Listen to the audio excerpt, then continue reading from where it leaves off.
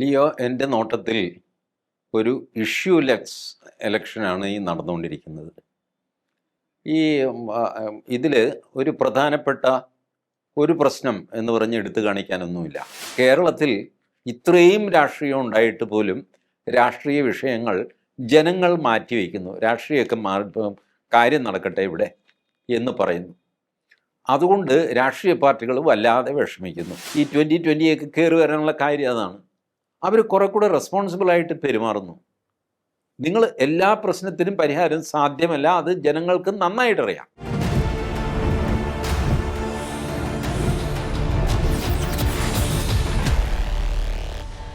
നമസ്കാരം, ടോക്കിംഗ് പോയിന്റിലേക്ക് സ്വാഗതം.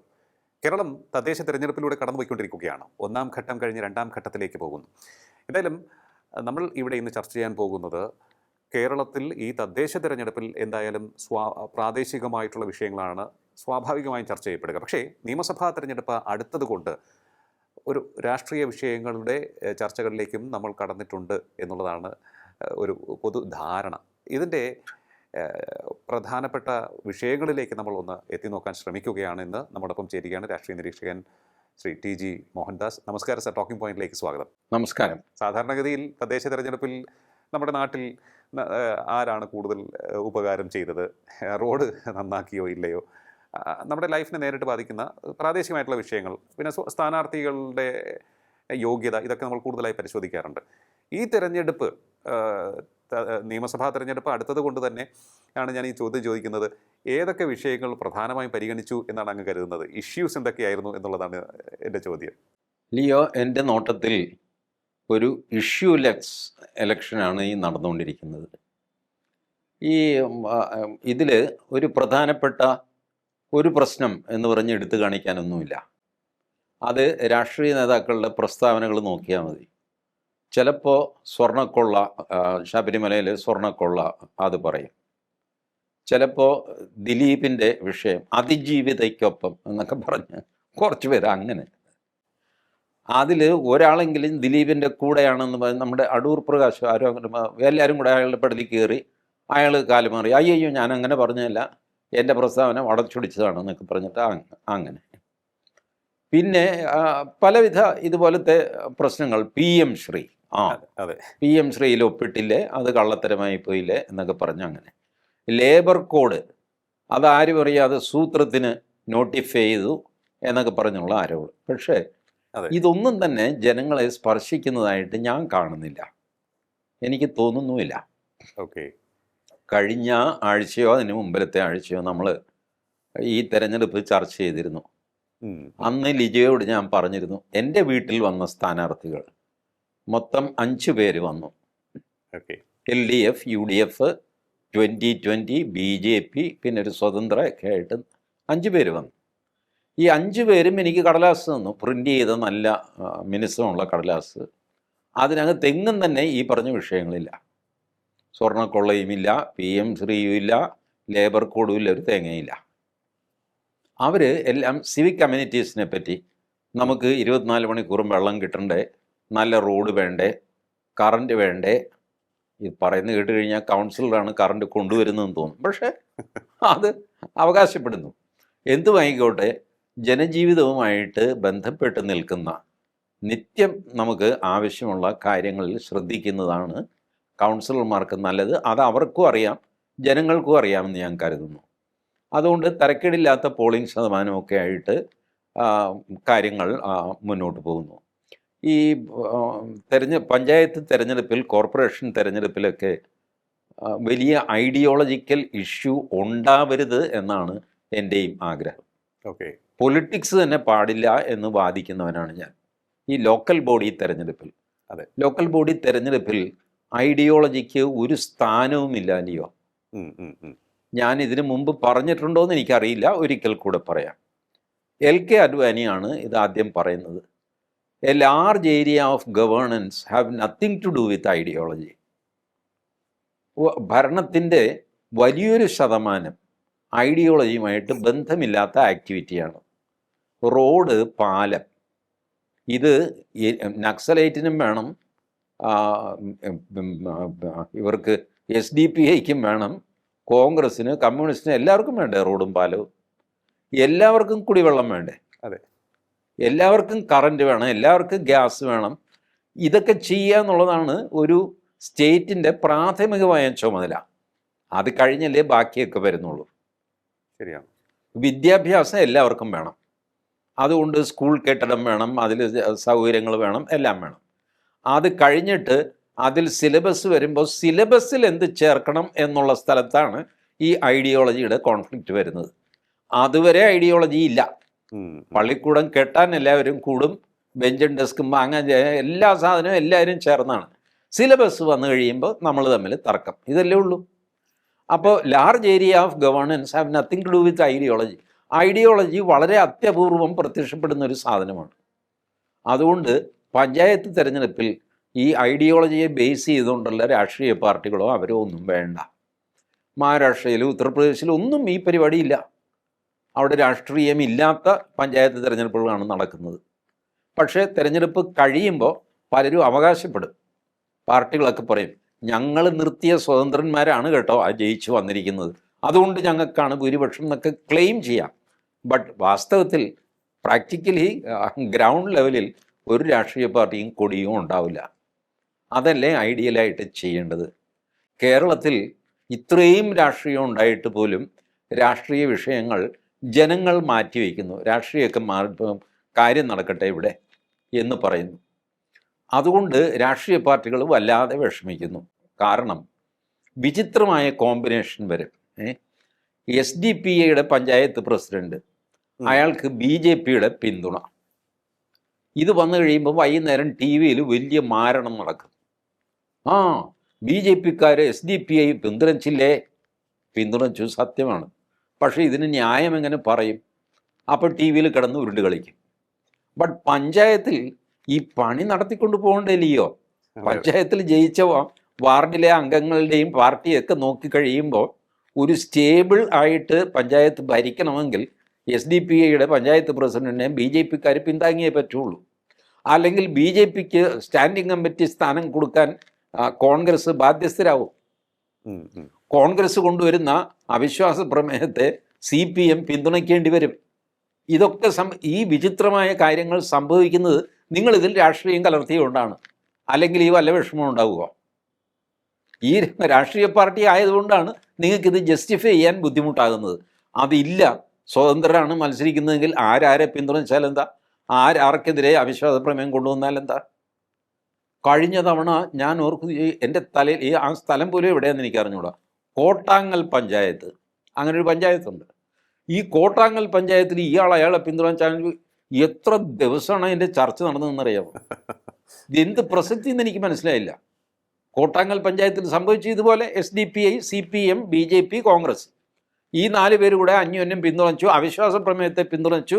ഇങ്ങനെയൊക്കെയുള്ള പ്രശ്നങ്ങൾ. ഇതിൽ പോയി നിങ്ങൾ ചാടുന്നത് നിങ്ങൾ ഈ പഞ്ചായത്തിൽ ഐഡിയോളജി കൊണ്ടുവരുന്നതുകൊണ്ടാണ്. ഐഡിയോളജി മാറ്റിവെക്കുക. ഐഡിയോളജി വേണ്ട പഞ്ചായത്തിൽ. നിങ്ങൾക്ക് ആവശ്യമില്ല എന്നത്.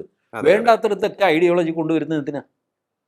അതുകൊണ്ട് ഇപ്പോൾ സംഭവിക്കുന്നത് ജനങ്ങൾ ഈ ഐഡിയോളജി മാറ്റിവെച്ചിരിക്കുന്നു. അതുകൊണ്ട് ഈ നമ്പറുകളൊന്നും പഞ്ചായത്ത് തിരഞ്ഞെടുപ്പിൽ, കോർപ്പറേഷൻ തിരഞ്ഞെടുപ്പിൽ ഫലിക്കുന്നില്ല എന്നാണ് എൻ്റെ വിലയിരുത്തൽ. പിന്നെ പാർട്ടികളുള്ള സ്ഥിതിക്ക് ഈ റിസൾട്ട് വന്നു കഴിയുമ്പോൾ കുറേ LDF, കുറേ UDF, കുറേ BJP വരും. അവർ വിജയാഹ്ലാദം നടത്തും, ഒക്കെ നടത്തും. ബട്ട് വാസ്തവത്തിൽ അതൊന്നും ഐഡിയോളജിക്ക് കിട്ടിയ വോട്ടല്ല. പെർഫോം ചെയ്യുന്ന കൗൺസിലർ, അവിടുത്തെ കാര്യങ്ങൾ നടത്തിയെടുക്കുന്ന കൗൺസിലറാണോ, അയാൾ ഏത് പാർട്ടിക്കാരനാണെങ്കിലും ജനങ്ങൾ വോട്ട് ചെയ്യും. ഈ ഒരു വാദം അംഗീകരിക്കുന്നുണ്ടായിരിക്കണം കിഴക്കമ്പലത്തൊക്കെ 2020 എന്ന് പറയുന്ന ഒരു പ്രാദേശിക സംഘടനയ്ക്ക് അവിടെ പഞ്ചായത്തിൻ്റെ ഭരണസമിതിയിൽ വിജയം നേടാൻ സാധിക്കുന്നതെന്ന് തോന്നുന്നു. അതെ, ജനങ്ങളത് മനസ്സിലാക്കുന്നു.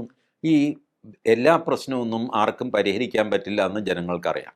അതെ. ബട്ട് എൻ്റെ വാർഡിലെ കൗൺസിലർ ഞാൻ ഫോൺ വിളിച്ചാൽ എടുക്കുന്നുണ്ടെങ്കിൽ ഞാൻ 50% ഹാപ്പിയാണ്. എനിക്ക് അങ്ങനെ ആ പ്രശ്നം തീർക്കണമെന്നൊന്നുമില്ല. ഞാൻ വിളിച്ച് പറയുന്നത് ഇവിടെ ഇപ്പോൾ ചവറെല്ലാം കൊണ്ടുവന്നിട്ടൊരു കൂനയായി, ഇതൊന്നും എടുത്ത് മാറ്റണമല്ലോ എന്ന് പറയും. അത് നോക്കാൻ ചേട്ടാ, ഞാൻ ഏറ്റവും വേഗം അതിന് സംവിധാനം ചെയ്യാം എന്നയാൾ പറഞ്ഞാൽ മതി.